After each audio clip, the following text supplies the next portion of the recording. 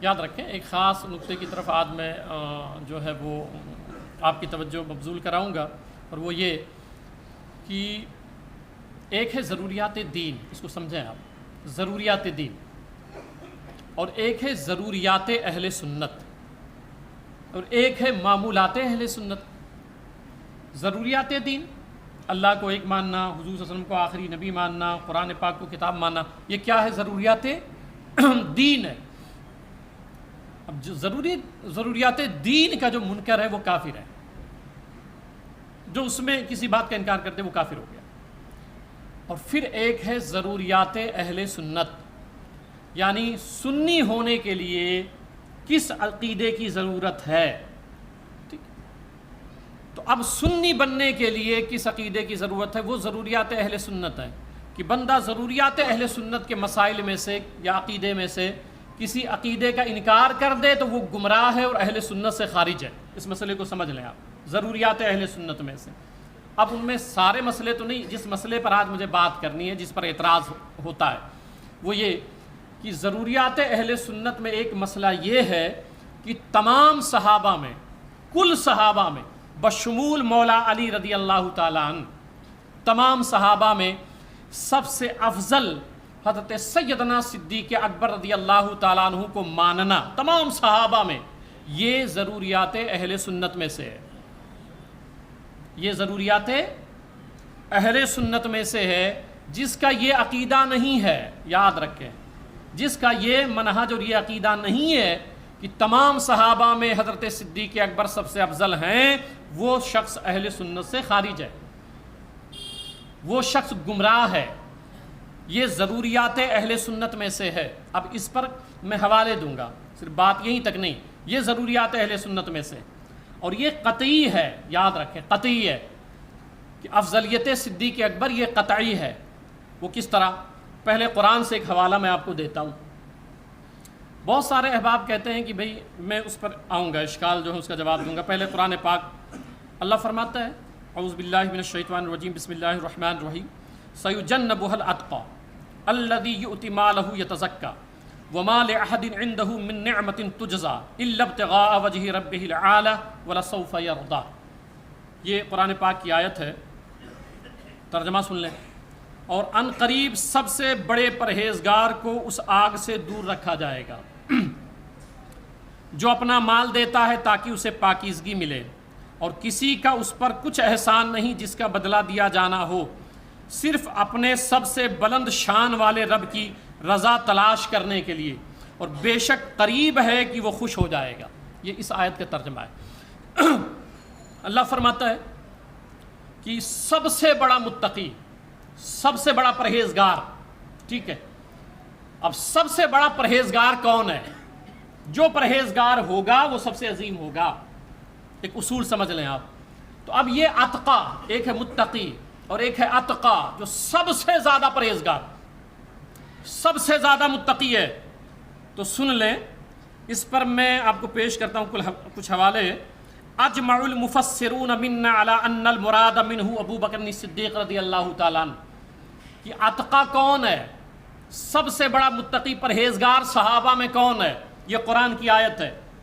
تو فرماتے ہیں امام رازی تفسیر رازی میں فرماتے ہیں کہ اہل سنت کے مفسرین کا، کل تمام مفسرین کا اس بات پر اجماع ہے کہ تمام صحابہ میں سب سے بڑے متقی جو ہیں وہ ابو بکر صدیق رضی اللہ تعالیٰ۔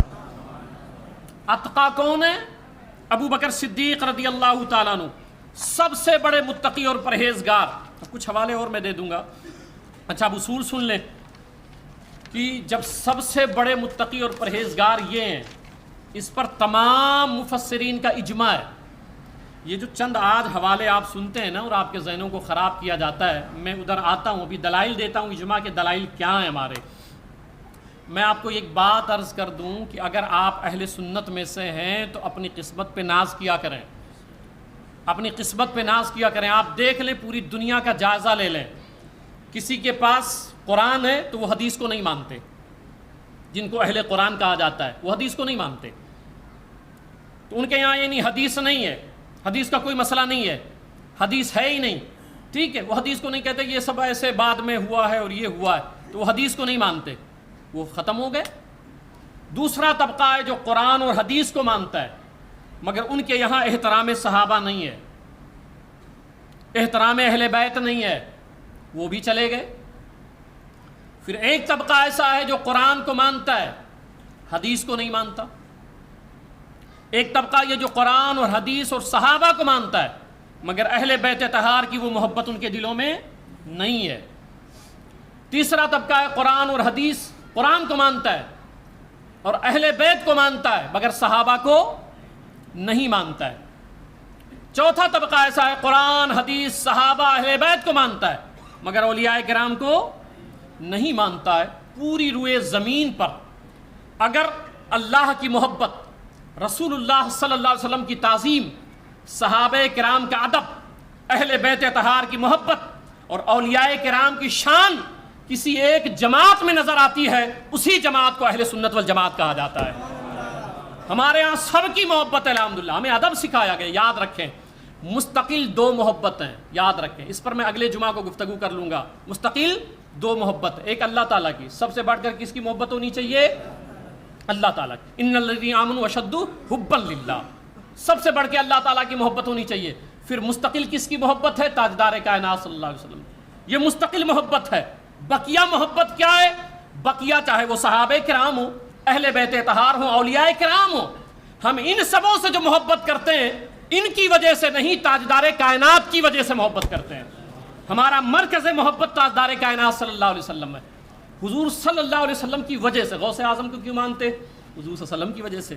غریب نواز سرکار کو کیوں مانتے؟ حضور صلی اللہ علیہ وسلم کی وجہ سے۔ تو میں سمجھانا یہ چاہتا ہوں آپ کو کہ مستقل محبت۔ اچھا، اب بات دوسری طرف چلی جائے گی۔ میں نے بتایا یہ جملہ کہ اہل سنت ہونے پر فخر کیا کریں، کہ ہم لوگ وہ لوگ ہیں جو حضور صلی اللہ علیہ وسلم کے بارگاہ میں جو مٹی ہے اس کا بھی ادب کرتے ہیں۔ یہ صرف واحد ایک جماعت ہے پوری روئے زمین پر۔ ہم لوگ حضور صلی اللہ علیہ وسلم کے نالین کے نقشے کا بھی احترام کرتے ہیں، ہم حضور صلی اللہ علیہ وسلم کی نسبتوں کا احترام کرتے ہیں، ہم حضور صلی اللہ علیہ وسلم کے جوڑوں کا احترام کرتے ہیں، اور یہ ادب اور یہ سلیقہ پوری روئے زمین پر کسی مسلک میں ہے تو وہ اہل سنت والجماعت ہے۔ امام اہل سنت فرماتے ہیں کہ اہل سنت کا ہے بیڑا پار، اصحاب حضور نجم ہے اور ناؤ ہے اطرت رسول اللہ کی۔ ہمیں یہ سکھایا گیا ہے۔ تو میں ذکر رہا تھا کہ سب سے بڑے پرہیزگار کون ہیں؟ حضرت ابوبکر صدیق رضی اللہ عنہ۔ اتقا کون ہے؟ حضرت ابوبکر صدیق رضی اللہ عنہ۔ قرآن سے میں سمجھا رہا ہوں آپ کو، بقیہ کون کیا کرتا ہے وہ چھوڑیں آپ۔ اور اس پر اہل سنت کا اجماع اور قطعی یہ عقیدہ کہ اتقا حضرت ابوبکر سب سے بڑے متقی و پرہیزگار۔ اب قرآن کا فیصلہ سنیں کہ جو سب سے بڑا متقی ہو قرآن کیا کہتا ہے۔ اللہ قرآن میں فرماتا ہے انا اکرمکم عند اللہ اتقاکم۔ اللہ فرماتا ہے بے شک اللہ کے ہاں تم میں سب سے زیادہ عزت والا وہ ہے جس کا تقوی اللہ کے نزدیک بہتر ہو۔ اللہ کے نزدیک کون سب سے بہتر ہے؟ جس کا تقوی سب سے بہتر ہو۔ اور اتقا کون ہے؟ حضرت ابوبکر صدیق رضی اللہ تعالیٰ اتقا ہیں، سب سے بڑے متقی ہیں۔ اس لیے ہم کہتے ہیں کہ حضرت سیدنا ابوبکر صدیق رضی اللہ تعالیٰ عنہ تمام صحابہ میں سب سے افضل ہے۔ اچھا، یہ ہو گیا قرآن پاک۔ چونکہ دلائل بہت ہیں مگر وقت رہتا نہیں جمعہ میں۔ اب آ جائیں کہ نبی کریم صلی اللہ علیہ وسلم کے بعد کون؟ آپ بولیں حضرت ابوبکر۔ یہ اجماعی عقیدہ یاد سن لیجئے، یہ قطعی ہے، اجماعی قطعی ہے یہ عقیدہ۔ جس کا یہ عقیدہ نہیں ہے وہ اہل سنت میں سے نہیں ہے۔ پھر وہ کون ہے میں آگے ابھی بتاؤں گا حوالے کے ساتھ کہ وہ کون ہے۔ اہل سنت کا وہ بندہ نہیں ہو سکتا۔ اگر ایسا کوئی ملے آپ کو جس کا اس طرح کا ذہن ہو تو کہہ دیں کہ بیٹے یہ تو اہل سنت کا عقیدہ ہی نہیں۔ قطعی تو عقیدہ اہل سنت کا اجماعی یہ کہ حضرت ابوبکر صدیق رضی اللہ عنہ سب سے افضل ہیں۔ اگر یہ مان لیا جائے، بعض لوگ یہ کہتے ہیں کہ مولا علی رضی اللہ عنہ اس لیے افضل ہیں کہ وہ داماد پیغمبر ہیں، وہ اس لیے افضل ہیں کہ زہرا کے شوہر ہیں، وہ اس لیے افضل ہیں کہ حسنین کے والد ہیں۔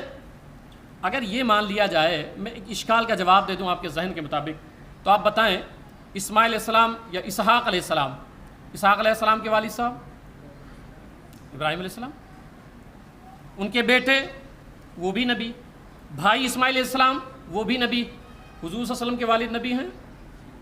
حضور صلی اللہ علیہ وسلم کا کوئی بھائی نبی ہے؟ حضور صلی اللہ علیہ وسلم کا بیٹا کوئی نبی ہوا؟ تو کیا آپ اس وجہ سے مانیں گے کہ حضرت اسحاق علیہ السلام حضور سے افضل ہیں؟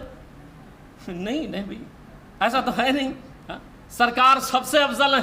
تو یہ کہاں سے آپ نے گڑھ لیا ہے؟ یا آپ کا اپنا گڑھا ہوا ہے؟ اب صحیح بخاری سنیں آپ. پہلے قرآن ہی سے ایک دو حوالے اور دے دوں. قرآن میں اللہ فرماتا ثانی اثنین اذ ہما فی الغار، اور دو میں کا دوسرا، جب وہ غار میں تھے. تو اب دو میں کا دوسرا کون ہے؟ سرکار دوسرے ہو نہیں سکتے، وہ امام الانبیاء ہیں، وہ تاجدار کائنات ہیں، ان کے جیسا کوئی نہیں ہے. تو حضور تو ہمیشہ پہلے رہیں گے. تو پھر دوسرا کون ہے؟ ثانی اثنین اذ ہما فی الغار، دو میں کا دوسرا جب غار میں تھے. تو پہلے سرکار ہو گئے، تو دوسرا کون ہوا؟ ابو بکر صدیق رضی اللہ تعالیٰ عنہ. اب جب نبی کے بعد اللہ نے ابو بکر کو دوسرا کہہ دیا، تو پھر یہ قرآن شاہد ہو گیا کہ نبی کے بعد اگر پہلا کسی کا نمبر آئے گا تو وہ سیدنا صدیق اکبر کا آئے گا، کیونکہ نبی کے بعد دوسرا اللہ نے کہا قرآن میں. اور فرمایا اذ یقول لصاحبہ، اور یاد کیجئے جب اپنے صحابی سے کہہ رہے تھے، یاد رکھیں کہ صحابی پورے قرآن میں اللہ نے اگر کسی کو کہا ہے کہ اے محبوب یہ آپ کے صحابی ہیں، تو وہ سیدنا صدیق اکبر کی ذات ہے. اللہ نے کہا ہے قرآن میں یہ آپ کے ساتھی ہیں اور صحابی ہیں. بقیہ رسول اللہ صلی اللہ علیہ وسلم نے بتایا یہ میرے صحابی ہیں. علماء محدثین نے لکھا یہ سرکار کے صحابی ہیں. مگر کائنات میں ایک ایسے گزرے ہیں جن کے تعلق سے اللہ کہتا ہے حبیب یہ آپ کے صحابی ہیں، یہ آپ کے صحابی ہیں. فرمایا کیا لا تحزن ان اللہ معنا. اب یہاں کہا اذ ہما فی الغار، جب وہ دونوں، یاد رکھیں ہما ہم، یہ واحد یعنی دو تین اور ایک دو تین کے لیے بولا جاتا ہے، واحد تثنیہ جمع، ٹھیک ہے. اب ہما جو ہے یہ تثنیہ ہے، دو کے لیے بولا جاتا ہے. اب اللہ تعالیٰ نے ہما میں صدیق اکبر کو اور حضور صلی اللہ علیہ وسلم کو ایک ساتھ جوڑ دیا ہے، ایک ہی جملے میں جوڑ دیا ہے. اب جو اللہ ابو بکر صدیق کو حضور سے جوڑ دے ہوئے آپ کاٹنے کی بات کرتے ہیں. اور پھر آگے دیکھیں لا تحزن ان اللہ معنا، یہ قرآن ہے، غم نہ کریں اللہ ہمارے ساتھ ہے، یہ سرکار نے کہا تھا نا. پھر قرآن کا یہ حصہ بنا، اللہ نے آیت بھیجی لا تحزن. جب کفار و مشرکین آ گئے تھے تو کہا کہ دیکھ لیں گے، تو کہا کہ غم نہ کریں اللہ ہمارے ساتھ ہے. اب یہاں سنیں گرامر کے روح سے، ایک ہے معہو، ان اللہ معہو، اللہ اس کے ساتھ ہے. ان اللہ معک، اللہ تیرے ساتھ ہے. ان اللہ معکما، اللہ ان دونوں کے ساتھ ہے. اور یہاں ان اللہ معنا، اللہ ہمارے ساتھ ہے. اب جملے پہ غور کیجئے، اللہ تمہارے ساتھ ہے، اللہ تم دونوں کے ساتھ ہے، یہ بھی نہیں کہا. ان اللہ معنا، اللہ ہمارے ساتھ ہے. اب یہ جملہ سرکار نے کہا، مگر اللہ نے قرآن کی آیت بنا کے بھیجا، قرآن کی آیت بنا کے بھیجا. اب یہ کیوں کہا؟ آپ جدا کرنے کی باتیں کرتے ہیں اور الگ کرنے کی باتیں کرتے ہیں. یہاں دیکھیں کہ صدیق اکبر کی وفا پہ اللہ کو اتنا پیار آیا اور اتنی محبت آئی کہ حضور صلی اللہ علیہ وسلم پر اپنی جان کی بازی لگائے ہوئے تھے. اللہ کو اتنا پسند آیا، اتنا پیار آیا. اب جب بات آئی کہ اللہ کس کے ساتھ ہے، تو اللہ یہ بھی کہہ سکتا حبیب آپ غم نہ کریں اللہ آپ کے ساتھ ہے، آپ غم نہ کریں اللہ آپ کے ساتھ ہے. مگر یہاں ایسا نہیں کہا، کیونکہ حضرت صدیق اکبر نے ایسی وفا پیش کی تھی کہ جب چل رہے تھے تو کبھی دائیں کبھی بائیں کبھی ادھر ادھر ہو رہے ہیں. سرکار نے پوچھا ابو بکر ایسا کیوں کر رہے ہو؟ کہنے لگے سرکار جب خدشہ ہوتا دشمن آگے سے آئے گا تو میں آگے ہو جاتا ہوں، جب خدشہ ہوتا دائیں بائیں سے آئے گا تو ادھر ادھر ہو جاتا ہوں. پھر اپنے اوپر اٹھایا اور لے کے چلے پہاڑ پہ. اب یہ وفا اللہ کو اتنی پسند آئی تو اللہ نے فرمایا حبیب اب میت کا حصہ دینا جب ہوا کہ میں اب کس کے ساتھ ہوں، تو اب تمہارے یار غار کو چھوڑ دوں، میں اس کو الگ کر دوں؟ نہیں، جو رب محمد عربی کے ساتھ ہے وہی رب صدیق اکبر کے ساتھ بھی ہے. ایک جملے میں جمع کر دیا تینوں کو، جمع کا صیغہ ہے تینوں کو. اللہ، رسول اللہ صلی اللہ علیہ وسلم، اللہ ہمارے ساتھ ہے، ہمارے ساتھ ہے، یعنی اللہ بھی ہے، رسول اللہ صلی اللہ علیہ وسلم بھی ہے اور صدیق اکبر بھی ہے. ایک جملے میں تینوں کو جمع کیا. آپ الگ کرنے کی باتیں کرتے ہیں. جو رب اس طرح ملا دیا ہے. اور پھر صحیح بخاری سن لیں، صحیح بخاری، امام بخاری نے ایک باب باندھا ہے، ٹھیک ہے، باب و فضلی ابی بکرین بعد النبی صلی اللہ علیہ وسلم. یہ امام بخاری ہیں، انہوں نے چیپٹر باندھا، ٹائٹل باندھا ہے کیا؟ کہ نبی اکرم صلی اللہ علیہ وسلم کے بعد سب سے افضل سیدنا صدیق اکبر رضی اللہ عنہ. یہ باب ہے، امام بخاری نے باندھا ہے. اور حدیث لائے اس کے ضمن میں. حدیث کیا ہے؟ عن ابن عمر رضی اللہ عنہما قال كنا نخیر بین الناس فی زمن النبی صلی اللہ علیہ وسلم فنخیر ابا بکر ثم عمر بن عفان خطاب ثم عثمان بن عفان. کہ حضرت عبداللہ بن عمر رضی اللہ عنہ فرماتے ہیں کہ ہم گروہ صحابہ، یہ صحیح البخاری پیش کر رہا ہوں، کہتے ہیں ہم گروہ صحابہ حضور صلی اللہ علیہ وسلم کے حیات ظاہری میں، سرکار علیہ السلام کے حیات ظاہری میں ہم تمام صحابہ کرام سب سے افضل اگر کسی کو مانتے تھے وہ سیدنا صدیق اکبر رضی اللہ تعالیٰ عنہ. تو صحابہ کرام حضور کے حیات ظاہری میں. اور اس پر ایک اور عرض کر دوں کہ طبرانی شریف المعجم الکبیر حدیث نمبر 12953 ہے. حضرت عبداللہ بن عمر آگے روایت کرتے ہیں وَرَسُولُ اللَّهِ حَيٌّ، سرکار ظاہری حیات میں تھے، وَيَسْمَعْ ذَلِكَ النَّبِيُّ، اور یہ بات سرکار کے سامنے ہوتی تھی کہ سب سے افضل سرکار آپ کے بعد اگر کوئی ہے تو وہ کون ہے؟ صدیق اکبر ہیں. یہ حضور کے سامنے باتیں ہوتی تھی. سرکار علیہ السلام وَيَسْمَعَ ذَلِكَ النَّبِيُّ صلی اللہ علیہ وسلم، اور یہ بات سرکار نے سنا، وَلَا يُنْكِرُهُ، مگر کبھی سرکار نے انکار نہیں فرمایا کہ نہیں نہیں میرے بعد سب سے افضل ابو بکر صدیق نہیں ہو سکتے ہیں. تو جس بات کو سرکار مان رہے ہیں، صحابہ کرام مان رہے ہیں، 1400 سال کے بعد آپ کہتے ہیں کہ نہیں صدیق اکبر کا پہلا نمبر نہیں ہے، صدیق اکبر پہلے نہیں ہیں. پھر حضرت ابو ہریرہ کی سن لیجئے.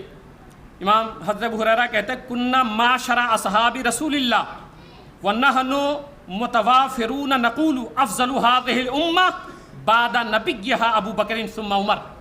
کہتے ہیں کہ حضور صلی اللہ علیہ وسلم کے صحابہ اکثر و بیشتر سب سے کہا کرتے تھے، یہ پوشیدہ بات نہیں تھی، صحابہ کرام آپس میں باتیں کرتے تھے تو کہتے تھے کہ سرکار کے بعد سب سے افضل سیدنا صدیق اکبر رضی اللہ تعالیٰ عنہ ہیں، سب سے افضل ہیں. اب اس پر حوالے بہت ہیں مگر چونکہ وقت بالکل بھی نہیں ہے تو یاد رکھیں قرآن شریف میں جو حضرت صدیق اکبر کی شان میں آیتیں اتری ہیں والذی جاء بالصدق وصدق بہ ولسوف یعطیک ربک فترضی ولسوف یرضی محمد الرسول اللہ والذین معہ، یہ شان صدیق اکبر میں اتری ہیں. اذ یقول لصاحبہ ثانی اثنین اذ ہما فی الغار لا تحزن ان اللہ معنا الا تنصروہ فقد نصرہ اللہ فاولئک مع الذین انعم اللہ علیہم من النبیین والصدیقین. یہ آیتیں کس کی شان میں اتری ہیں؟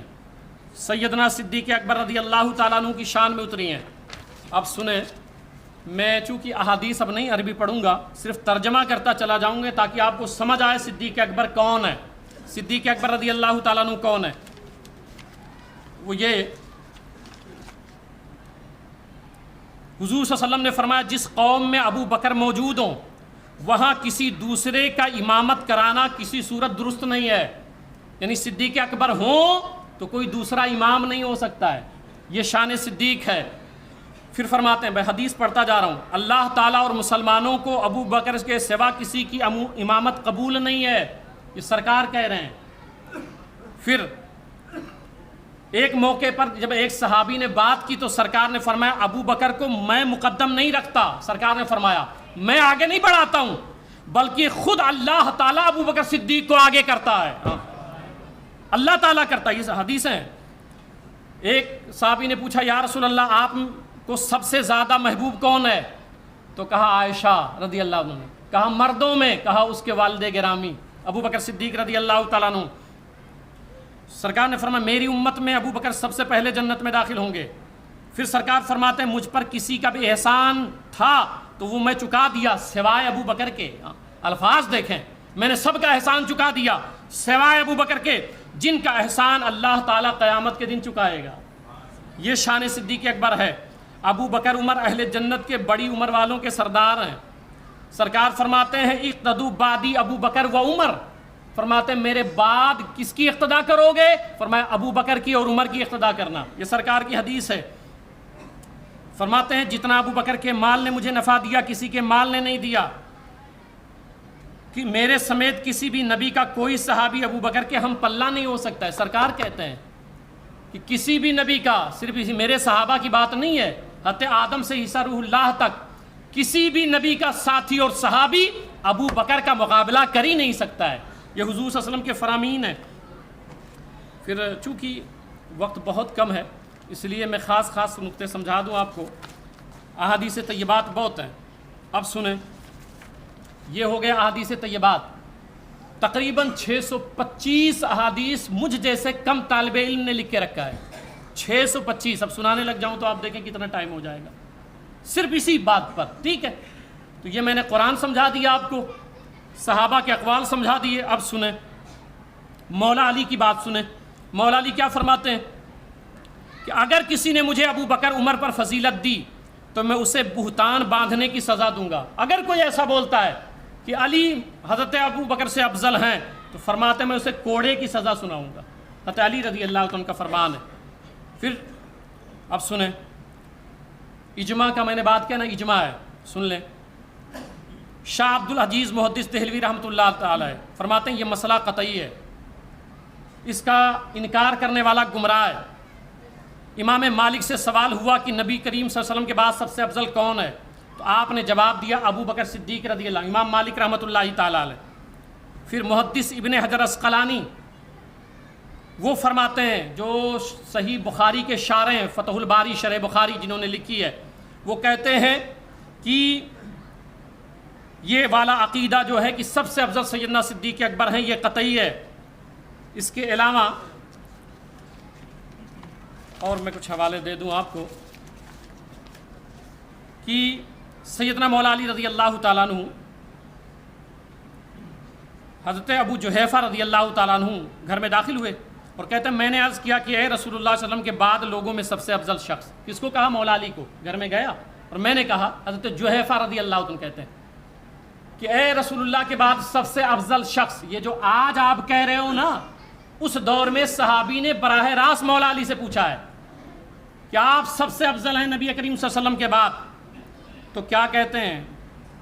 تو حضرت علی رضی اللہ عنہ نے فرمایا اے جحیفہ رک جا، خیر تو ہے، ابھی رک جا، ایسی بات نہ کر، خیر ہے، کوئی مسئلہ تو نہیں ہے۔ انہوں نے کہا نہیں آپ سب سے افضل ہیں۔ تو فرمایا کیا میں تجھے یہ نہ بتاؤں کہ رسول اللہ کے بعد سب سے افضل کون ہے؟ صحابی نے کہا آپ سب سے افضل ہیں۔ مولا علی نے کہا جحیفہ رک جا، میں تجھے بتاتا ہوں کہ نبی کے بعد سب سے افضل کون ہے۔ اب صرف حضرت علی کی بھی نہ مانو تو بابا اور کیا سمجھو گے آپ؟ تو رسول اللہ صلی اللہ علیہ وسلم کے بعد سب سے افضل کون ہے؟ مولا علی فرماتے ہیں کہ سب سے افضل سیدنا صدیق اکبر رضی اللہ تعالیٰ عنہ، سیدنا صدیق اکبر رضی اللہ تعالیٰ عنہ۔ اب حوالے سن لیں اجماع کا مختصر۔ امام شافعی فرماتے ہیں کہ تمام صحابہ تابعین میں سے کسی نے بھی حضرت ابو بکر اور حضرت عمر کے تمام صحابہ سے افضل اور ان پر مقدم ہونے کے بارے میں اختلاف نہیں کیا ہے۔ تمام صحابہ کا اجماع تھا اس بات پر کہ سب سے افضل حضرت ابو بکر۔ کون؟ امام شافعی کہتے ہیں۔ امام نووی رحمۃ اللہ تعالیٰ علیہ جنہوں نے صحیح مسلم کی شرح لکھی ہے، اور صحیح مسلم میں جو باب باندھا ہے امام نووی نے باندھا ہے، امام مسلم نے نہیں باندھا ہے، امام نووی نے باندھا، انہوں نے شرح لکھی ہے اس کی۔ وہ کہتے ہیں اہل سنت کا اجماع ہے کہ تمام صحابہ میں سب سے افضل صدیق اکبر رضی اللہ تعالیٰ عنہ۔ امام قسطلانی لکھتے ہیں اہل سنت کے نزدیک بالاجماع یہ متفق علیہ بات ہے کہ سب سے افضل کون ہے؟ صدیق اکبر رضی اللہ۔ امام غزالی لکھتے ہیں صحابہ کرام کا اجماع ہے کہ سب سے افضل کون ہے؟ صدیق اکبر رضی اللہ تعالیٰ عنہ۔ امام رازی رحمۃ اللہ علیہ لکھتے ہیں کہ صدیق اکبر تمام مفسرین کا اجماع ہے کہ سب سے افضل کون؟ صدیق اکبر رضی اللہ تعالیٰ عنہ۔ امام جلال الدین سیوطی لکھتے ہیں، کہتے ہیں کہ افضلیت صدیق اکبر کا عقیدہ اجماعی اور قطعی ہے، جو یہ نہ مانے وہ اہل سنت سے خارج ہے، اس کا اہل سنت سے کوئی تعلق نہیں ہے۔ امام ذہبی بہت بڑے محدث گزرے ہیں، وہ لکھتے ہیں، کہتے ہیں کہ جو افضلیت صدیق اکبر کا انکار کرے وہ بدعتی، خبیث اور منافق ہے۔ امام ذہبی رحمۃ اللہ تعالیٰ علیہ لکھتے ہیں۔